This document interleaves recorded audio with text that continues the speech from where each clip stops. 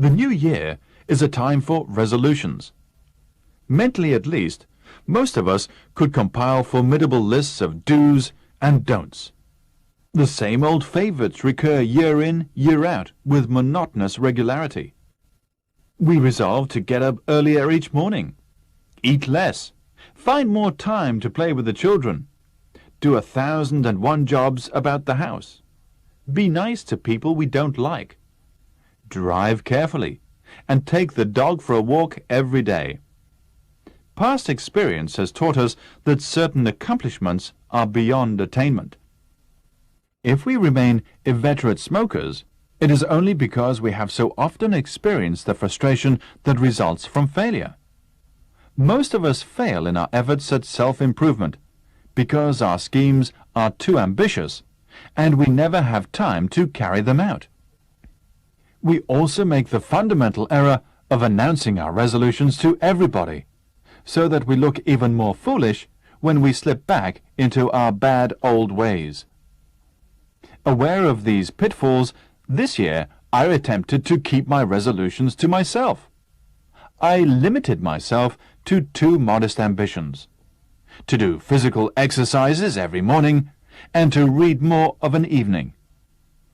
An all-night party on New Year's Eve provided me with a good excuse for not carrying out either of these new resolutions on the first day of the year, but on the second I applied myself assiduously to the task.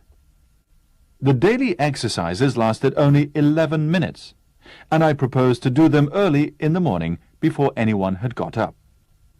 The self-discipline required to drag myself out of bed 11 minutes earlier than usual was considerable. Nevertheless, I managed to creep down into the living room for 2 days before anyone found me out. After jumping about on the carpet and twisting the human frame into uncomfortable positions, I sat down at the breakfast table in an exhausted condition. It was this that betrayed me. The next morning, the whole family trooped in to watch the performance. That was really unsettling, but I fended off the taunts and jibes of the family good-humoredly, and soon everybody got used to the idea. However, my enthusiasm waned. The time I spent at exercises gradually diminished. Little by little, the 11 minutes fell to 0. By January the 10th, I was back to where I had started from.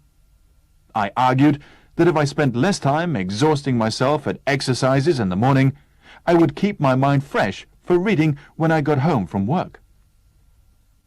Resisting the hypnotizing effect of television, I sat in my room for a few evenings with my eyes glued to a book.